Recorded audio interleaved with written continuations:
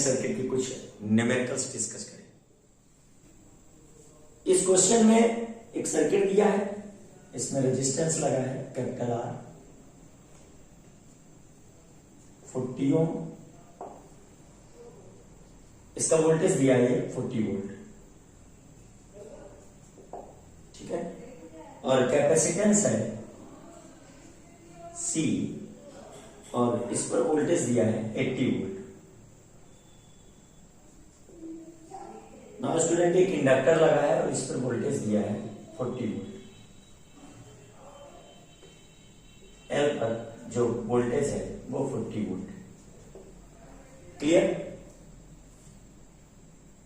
अब इस सर्किट में हमें voltage in AC circuit across resistance R, capacitor C and inductance coil L are shown in the figure.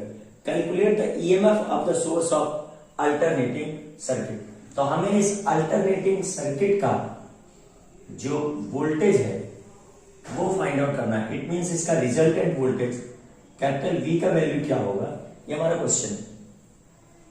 Student ये एक circuit है अल्टरनेटिंग सर्किट जिसमें रेजिस्टेंस पे वोल्टेज 40 वोल्ट है, कैपेसिटेंस पे वोल्टेज 80 वोल्ट है, इंडक्टर में वोल्टेज 40 वोल्ट है, और आपको इस एसी सर्किट का जो रिजल्टेंट वोल्टेज है वो फाइंड आउट करना है। ठीक है, तो रिजल्टेंट वोल्टेज ये RLC सर्किट है। सिंस रिजल्टेंट वोल्टेज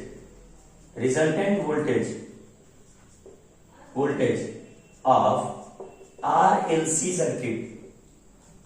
सर्किट ये जो होता है वो capital V equals to under root VR square plus VL difference VC whole square.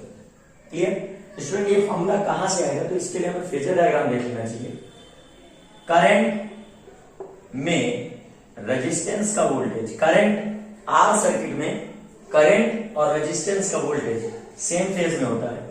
L circuit में करंट से वोल्टेज लीड करता है by phase angle difference 90 degree, and capacitance में जो वोल्टेज होता है वो लैग करता है by phase angle difference 90 degree.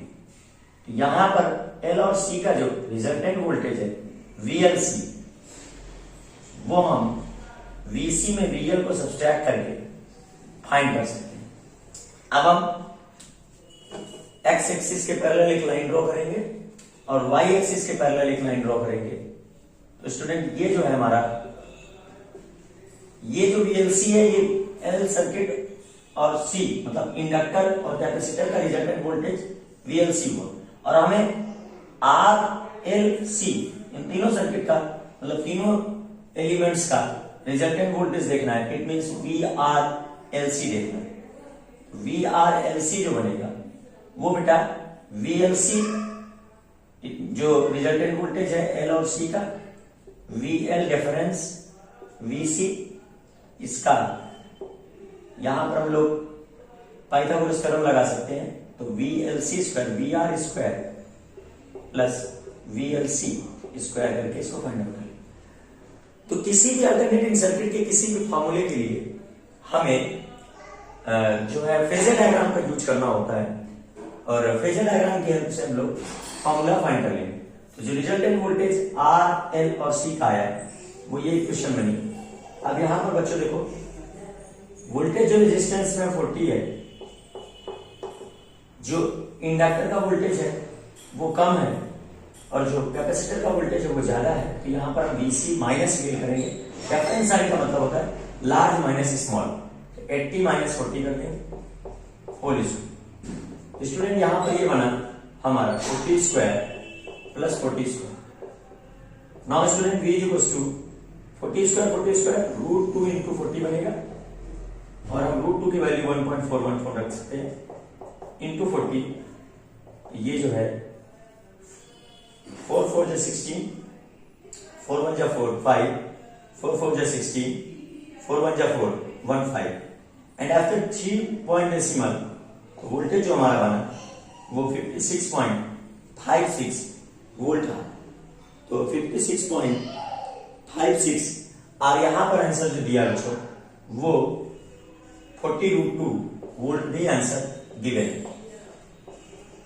तो एक सिंपल सा क्वेश्चन था, RLC सर्किट में रेजिस्टेंस का वोल्टेज था, कैपेसिटर का वोल्टेज था और इंडक्टर का वोल्टेज था, हमें इन तीनों का जो रिजल्टेंट वोल्टेज है वो फाइंड करना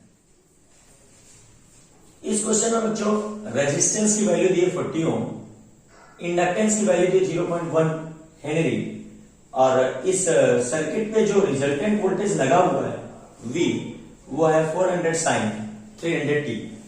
अब इस सर्किट में जो मैक्सिमम वैल्यू ऑफ करंट है उसको फाइंड आउट करना है फर्स्ट। सेकंड, जो RMS value of electric current है उसको फाइंड आउट करना है। एंड नंबर थर्ड, जो फेज एंगल डिफरेंस फाई है उसको फाइंड आउट करना है। क्लियर? तो वोल्टेज और करंट के बीच जो फेज एंगल डिफरेंस है उसको हमें फाइंड आउट करना है। तो ये सर्किट हमारा आरएल सर्किट बना। तो सबसे पहले बच्चों यहां पर जो वोल्टेज का इक्वेशन दिया है उसको हम अल्टरनेटिंग वोल्टेज के equation V = V0 sin omega t से इक्वेट कर लेंगे। तो ऑन टेकिंग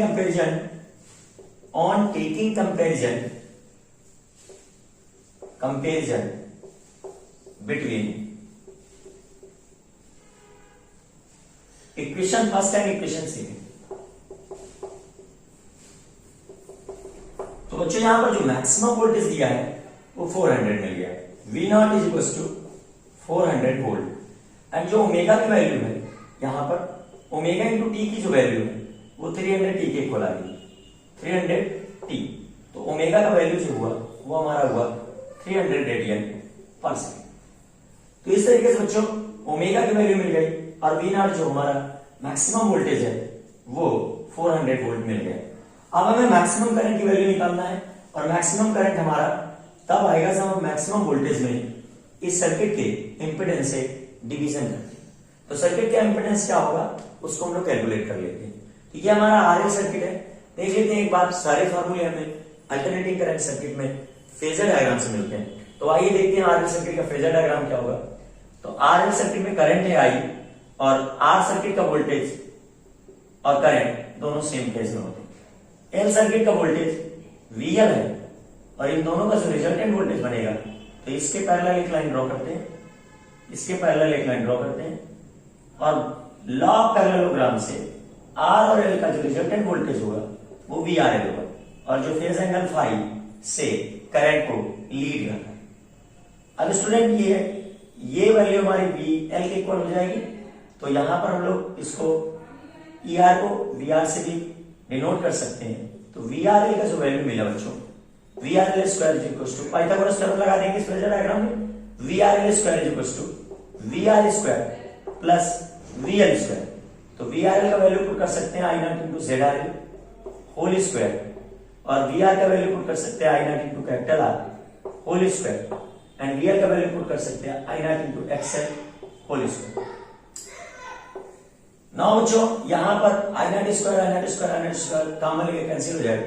तो ZRL का जो वैल्यू आ रहा है वो under root R square plus XL square आ रहा है। XL का वैल्यू जो होता है इसे बोलते हैं हम लोग inductive reactance. It means inductor में जो रेजिस्टेंस होता है उसको इंडक्टिव रिएक्टेंस बोल रहे हैं और वो हमारा ओमेगा इंटू एल के इक्वल है। ओमेगा का वैल्यू 300 है और एल का वैल्यू 0.1 है। तो एक्सएल का जो वैल्यू है बच्चों वो 30 ओम है और कैपिटल आर का वैल्यू सर्किट में गिवन है 40 ओम, आर इक्वल्स टू 40 ओम। तो यहां से हम लोग ZRL का वैल्यू कैलकुलेट कर सकते हैं under root R square plus XL square और यहां बच्चों देखो R का जो वैल्यू अपने पास वो 40, तो 40 स्क्वायर प्लस 30 स्क्वायर ये बन गया 1600 प्लस 900। इट मींस यहां पर इस सर्किट का जो रिएक्टेंस निकल कर आएगा ZRL वो 50 ओम होगा। अब बच्चों में number first answer maximum current देना है। तो I first number I0 is to V0 by ZRL। V0 का वैल्यू 400 एंड ZRL आ रहा है 50, 0 0 कैंसिल। ये I0 का वैल्यू मिला वो हो गया बच्चों हमारा 8 एम्पियर। बच्चों अब हमें आरएमएस वैल्यू सर्किट में निकालनी करंट की। तो आरएमएस वैल्यू होती है IRMS is equals to I0 by root 2। It means 8 upon root 2। 1 by root 2 का वैल्यू होता है 0.707 इंटू 8 ये जो वैल्यू आ गई हमारी IRMS इज इक्वल टू, वो हो रहा है यहां पर 8 7 जा 56 एंड 8 7 जा 56। तो बच्चों आपने 5.656 एम्पियर ये RMS value of current in this circuit. अब हमें बच्चों यहां पर फाई निकालना है, और फाई होता है phase angle difference resultant voltage and current. यहां पर ये फाई का वैल्यू हमारा क्या है, नंबर 3 क्वेश्चन में हमें यही ऑप्टेन करना है। तो बच्चों यहां पर हम क्वेश्चन नंबर 3 के लिए tan phi इक्वल टू ले सकते हैं perpendicular divide by base. Perpendicular हमारा VL है और बेस हमारा VR। तो tan phi equal to I0 into XL upon I0 into capital R। I0 से I0 कैंसिल है, तो tan phi equal to XL by R। बच्चों यहां पर जो हमारा XL का वैल्यू है वो हम लोगों ने कैलकुलेट किया था 30 ओम, तो यहां पर लिखते 30, और रेजिस्टेंस की वैल्यू 40 है, तो 0 0 कैंसिल, ये हमारा हो गया tan phi, और वैल्यू जो phi क्या है हो गया tan इनवर्स 3/4। तो बच्चों ये जो है हमारा वो resultant voltage VRL and alternating current I के बीच का फेज एंगल डिफरेंस। तो इस तरीके से हम लोग अल्टरनेटिंग करंट सर्किट के इस क्वेश्चन को सॉल्व कर सकते हैं। हाँ तो बच्चों क्वेश्चन नंबर 23 में an inductor of 0.21 Henry and a resistance of 12 ohm are connected to an AC source of 220 volt and frequency 50 Hz. Find out the value of alternating current in the circuit and phase difference between current and the source. तो बच्चों ये हमारे RL circuit का question है जिसमें resistance की value given है, inductance की वैल्यू गिवन है, और जो अल्टरनेटिंग वोल्टेज यहां लगा हुआ है उसकी वैल्यू भी गिवन है। और आपको फाइंड करना है कि इस सर्किट में करंट की वैल्यू क्या होगी और इस सर्किट में करंट और वोल्टेज के बीच फेज एंगल डिफरेंस क्या। यहां पर frequency of AC source voltage given है बेटा 50 हर्ट्ज। तो देखते हो क्वेश्चन में कैसे होगा। तो यहां पर सबसे पहले हम लोगों को करंट निकालने के लिए इस सर्किट का इंपीडेंस चाहिए होगा, और इंपीडेंस के लिए हम लोग फेजर डायग्राम देख सकते हैं। करंट जो रेजिस्टेंस का वोल्टेज होता है VR और करंट दोनों जो है सेम फेज में होते हैं, लेकिन इंडक्टर का जो वोल्टेज है वो इंडक्टर का वोल्टेज करंट से π/2 फेज एंगल लीड करता है। तो अब बच्चों इसके पैरेलल एक लाइन यहां पे ड्रॉ कर लेते हैं, इसके पैरेलल एक लाइन यहां ड्रॉ कर लेते हैं। अब इन दोनों का जो रिजल्टेंट बना है VRL वो निकल आया। क्लियर। तो ये हमने पाइथागोरस थ्योरम से अप्लाई करके VRL का वैल्यू निकालना है। तो और ये जो है करंट से वोल्टेज 5 फेज एंगल लीड कर रहा है। क्लियर। तो यहां पर बच्चों हम लोग VRL, यहां से हम लोग impedance of this circuit RL circuit निकाल सकते हैं। इंपीडेंस ऑफ RL सर्किट ये हमारा बनेगा ZRL is under root R square plus XL square. अब बच्चों जो XL की वैल्यू होती है वो है ओमेगा इंटू L, कितना ओमेगा इंटू L, और ओमेगा का वैल्यू है 2πf इंटू L। तो बच्चों यहां पर 2 इंटू पाई का value 3.14 into frequency 50 hertz into inductance 0.21 Henry. तो बच्चों पाई का वैल्यू यहां पर अगर हम लोग 22/7 रख रहे हैं तो ये 7 0.3 टाइम्स में 0.03 टाइम्स में कैंसिल हो जाएगा। 7 से 0.21 0.03 टाइम्स में कैंसिल हो जाएगा। अब बच्चों यहां पर देख लेते हैं कि 2 3 जा 6, ये 0.06 हो गया, एंड 5 से मल्टीप्लाई होगा तो ये 300 आ जाएगा। आफ्टर 2 पॉइंट डेसिमल कर देंगे तो 22 इंटू 6 इंटू 5 30, एक जीरो पहले से था। आफ्टर 2 पॉइंट डेसिमल ये हमारा बन गया 66 ओम। अब बच्चों यहां पर XL की वैल्यू आ गई है। ZRL की वैल्यू के लिए हम यहां पर कैपिटल R की वैल्यू पुट कर देंगे और XL की वैल्यू पुट। तो ZRL इज इक्वल टू हमारा क्या बनेगा, ZRL is equal to under root capital R 12 square plus 66 square. अब बच्चों देखो ये बन रहा है हमारा 12 स्क्वायर 144 एंड 66 होल स्क्वायर, ये कैलकुलेट होके आएगा 6 6 36। हाँ तो स्टूडेंट यहां पर हम लोगों ने 12 स्क्वायर 144, 66 स्क्वायर 4366 एंड इनका सम जो है 4510 और इनका जब स्क्वायर रूट लिया हमने तो 67.008 ओम जो है हमारा ये impedance of this RL circuit find out हुआ है ZR 67.082। अब स्टूडेंट यहां पर RMS जो वैल्यू होगी इस अल्टरनेटिंग करंट सर्किट का, जो RL सर्किट का जो करंट है वो हम लोग फाइंड आउट कर सकते हैं। I = V/ZRL। स्टूडेंट यहां पर वोल्टेज का वैल्यू जो दिया है हमारा 220 दिया हुआ है और जो इंपेडेंस है वो 67.08। अब इसको डिवीजन करने के बाद ये वैल्यू हमारी आ रही 3.28 एम्पियर। अब स्टूडेंट हमें यहां पर इस सर्किट का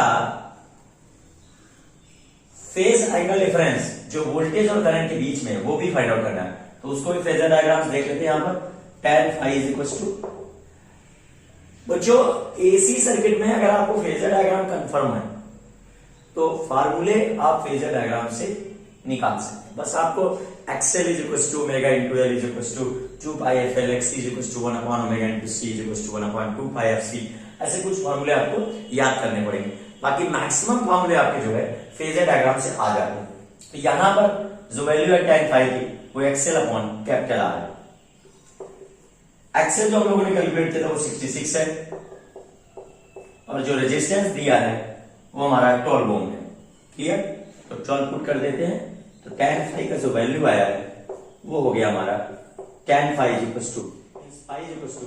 tan इनवर्स 5.5।